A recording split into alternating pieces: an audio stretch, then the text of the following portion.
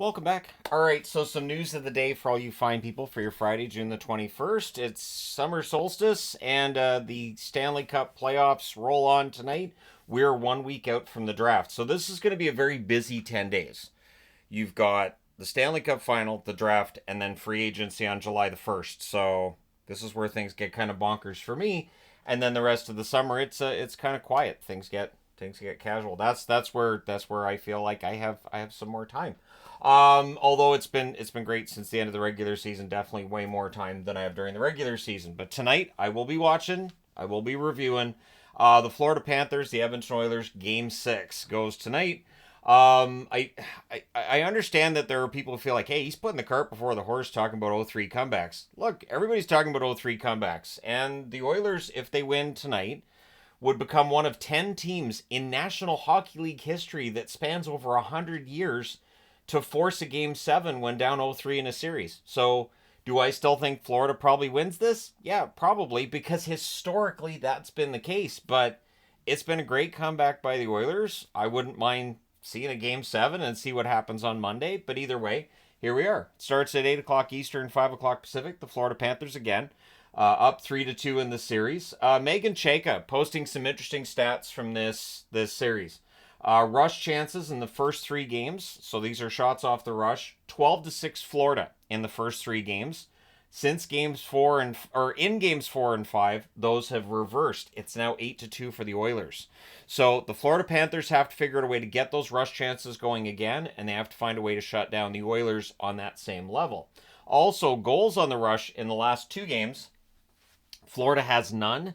Edmonton has 7. So that's definitely something that, again, Florida's going to have to start accounting for. And I don't know how you defend against McDavid. Like, we've all seen now the replay of that great assist he had on the Perry goal, where there's 4 Florida Panthers trying to check him, and they all fail. So, and we remember the goal he scored against the Rangers where he just decided, I think I'll go through all 5 of them. And he did that thing that I talk about as, oh, this never works. It does for McDavid. So he's doing things that other players can't do. The Oilers are also 4-0 in elimination games in these playoffs, outscoring the opposition 21-7. And as a Canuck fan and a Stars fan, yeah, they're really hard to keep down. So the series has gone to 6, and that's even though Draisaitl is still not happy with his play. He feels that he can elevate his game a little bit. By a little bit, I mean by a lot. And I applaud him for taking accountability here, and we'll see how tonight goes. But if Draisaitl has a big game, we're probably going back to Florida on Monday for Game 7. But either way, this should be a lot of fun to watch tonight. I'm looking forward to it. And again, it's fun to talk about comebacks and all this stuff. Like, it's not a jinx or trying to put my hand on the what's going to happen in the series and hockey gods and curses, and I don't believe in any of that. As much fun as I have with my own superstitions, I'm well aware in the back of my mind this isn't actually doing anything, but sometimes you like to feel like you're doing something to help a team you're rooting for, or jinx a team you're not rooting for, but it doesn't really do anything. It just gives you this idea that you're having some control, because it's not realistic for that to actually have any effect. At any rate, let me know who you think wins the game tonight in the comment section below. Again, I still think Florida wins the series, but we'll see if the Oilers can force a Game 7. Andrew Cogliano, a former member of the Edmonton Oilers, drafted originally by the Edmonton Oilers, actually. He retired today. He's joining the Abs front office. He'll be working in scouting, training, that kind of thing. He retires with 1,294 games played in his career, 190 goals, 274 assists, 464 points. He had a really long streak of consecutive games played that was ended via suspension. Over his career of 17 seasons, he missed a total of 27 games. And if not for that suspension, I think there would have been a lot less games that he missed. Because once he had that suspension, well, then you can make him a healthy scratch and not worry about the hockey world asking what you're doing. So yeah, Cogliano, all the best to him in retirement. One of the better bottom 6 forwards over the last decade, I would say. And yeah, I'll do a career video on him. We'll discuss Cogliano. He did get his Stanley Cup ring with Colorado.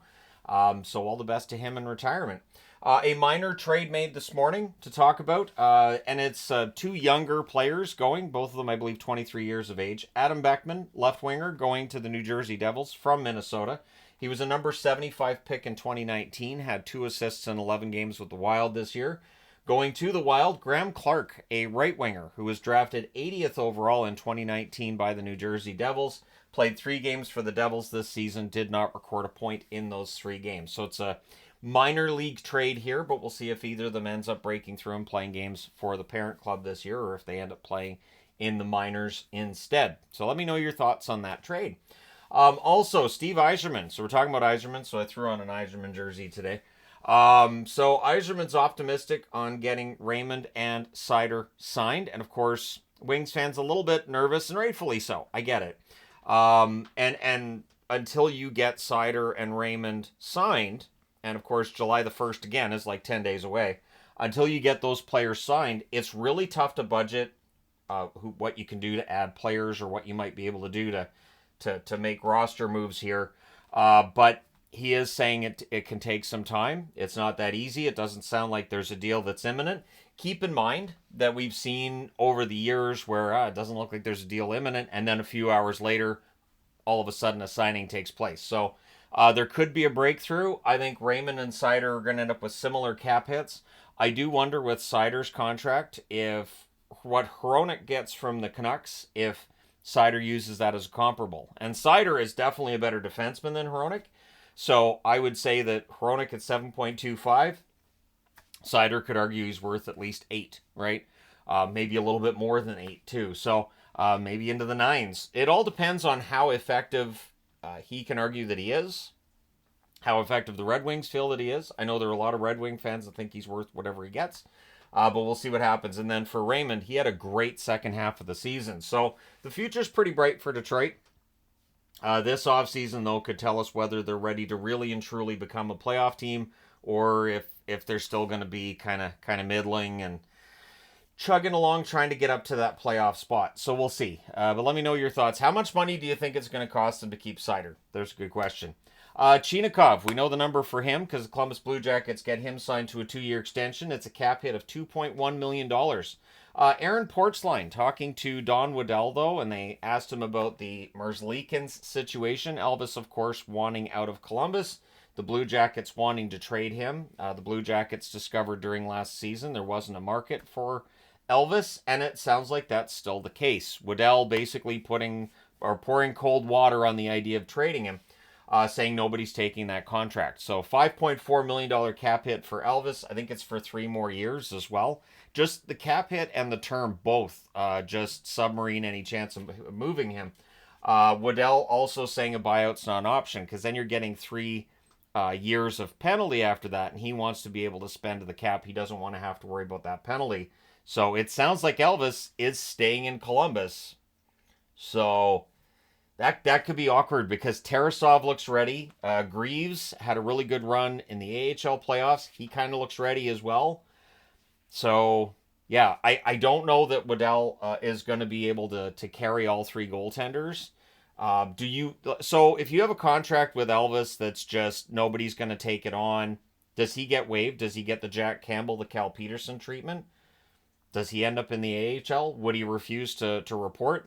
So with Columbus, the last offseason was kind of turbulent. Who knows? Maybe we're in for a turbulent offseason with Columbus again, a team that just decided to make a change behind the bench at coach. So we'll see.